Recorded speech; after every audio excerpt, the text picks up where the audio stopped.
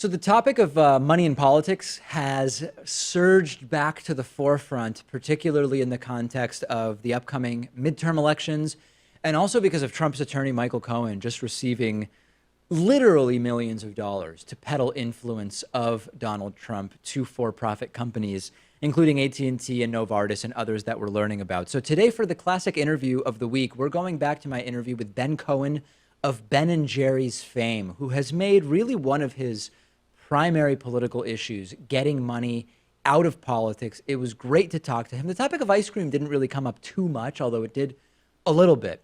Let's go back to my interview with Ben Cohen from July of 2015 on a topic that we've been talking about it for years, and we're sadly no closer to solving it, I would argue, than we were back in 2015. It's a pleasure to be joined today by Ben Cohen, co-founder of the great Ben and Jerry's and also head stamper at Stamp Stampede, which is working to get money out of politics, reduce the influence of big money in the political system. This is such an important issue. I've been talking about this for years, and finally more people are discussing it. You've been worried about money in politics for a long time.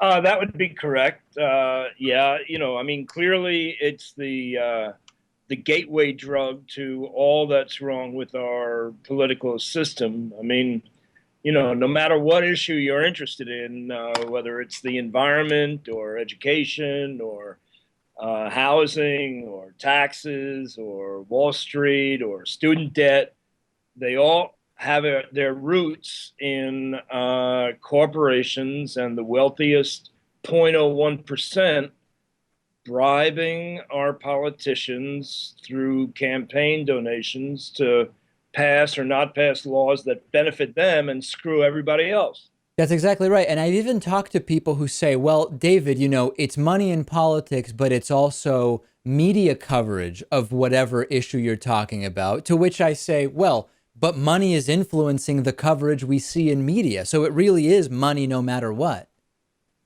It really is money no matter what. I mean, this is a system that John McCain has called legalized bribery.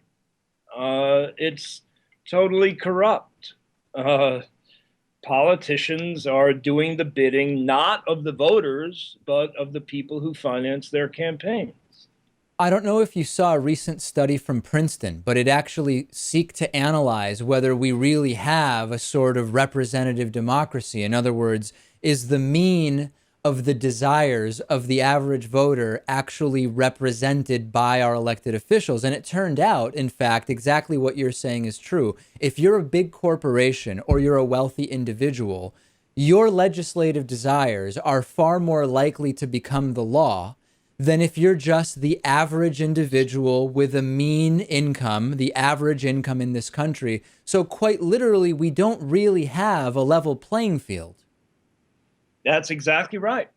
And like you say, the study that you're talking about proves it. The people with the money get what they want. Everybody else doesn't. And talk to me a little bit about what paths forward we have on this, because we sometimes hear from political candidates, oh, I will reform campaign finance or I'll change the status quo.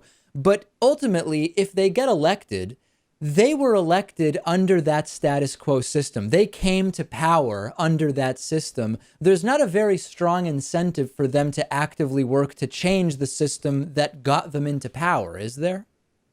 Yeah, I think the only thing that's really going to work here is public demand.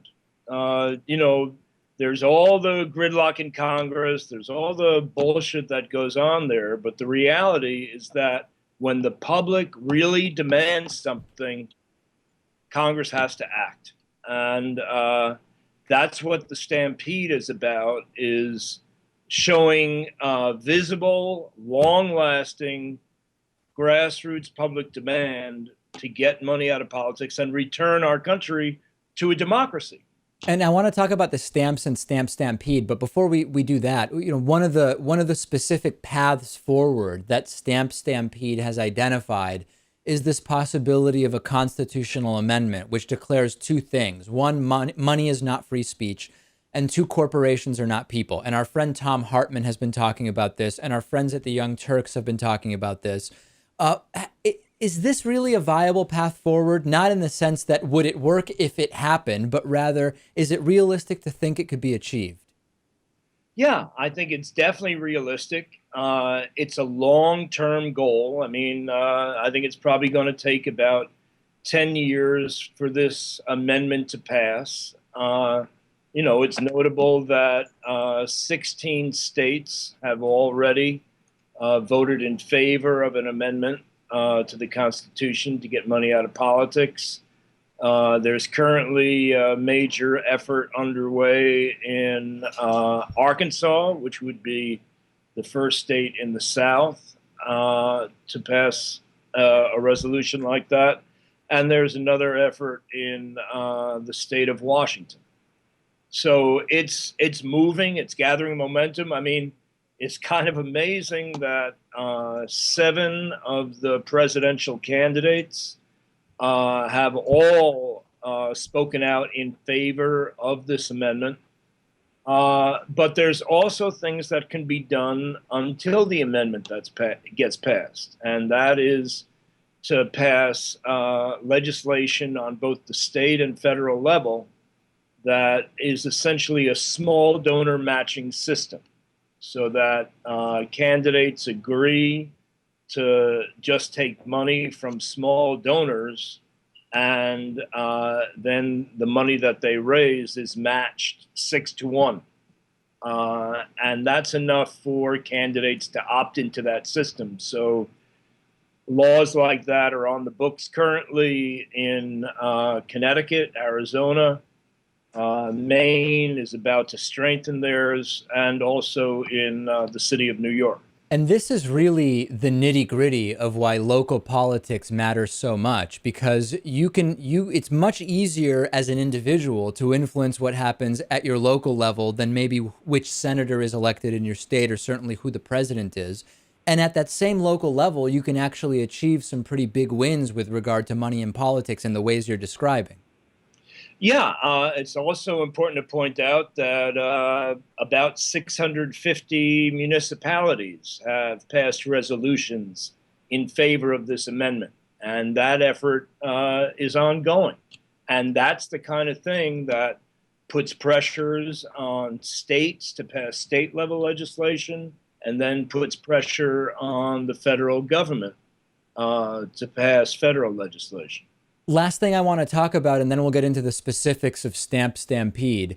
Is it important to, in conjunction to be lobbying for the types of change you're talking about legislatively, to also be supporting financially alternatives to the sort of status quo corporate media? Because lots of alternative media, including Thom Hartmann, including our program, etc., are very proactively talking about this issue. But this issue is barely mentioned on the advertiser-driven corporate media. So is that also a valuable way to sort of influence this discussion?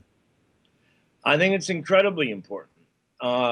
Yeah, it's amazing to me how little the corporate media reports on the most important issues that are facing us. I mean, the corporate media is pretty much reporting a bunch of gossip, a bunch of gotcha journalism, but titillating stuff like what you might find in the National Enquirer, but they're not talking about the real issues, and it's really interesting that the corporate media is being eclipsed by the alternative media on the web.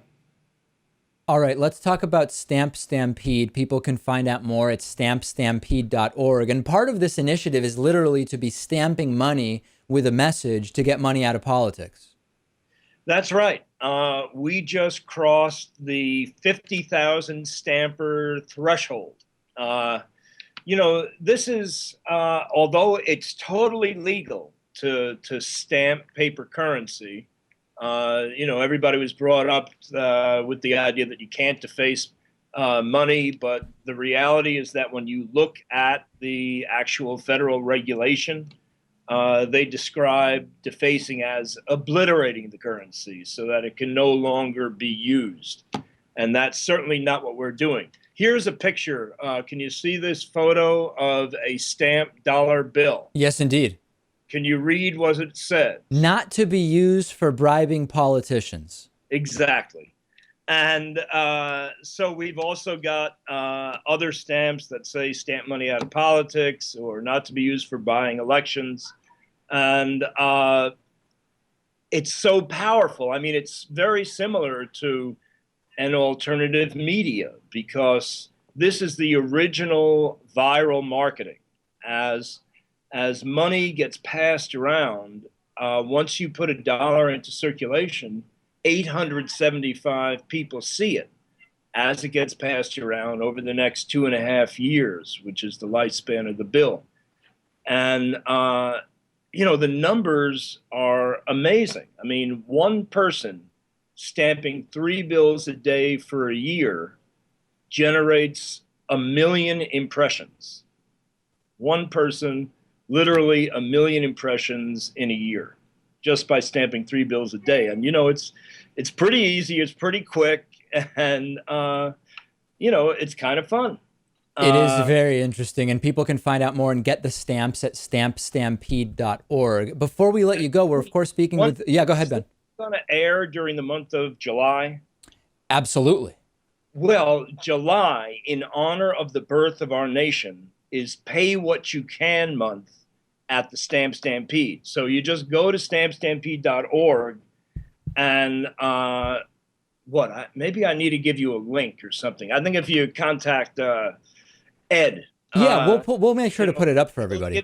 He'll give you the link to the Pay What You Can feature, and you just decide how much you want to pay for the stamp, and it's yours. All right, before we let you go, we're of course speaking with Ben Cohen, co-founder of Ben & Jerry's. Do you still consume a lot of ice cream these days? Oh, yes. I've recently, I used to be a confirmed Cherry Garcia fan. Oh, me too.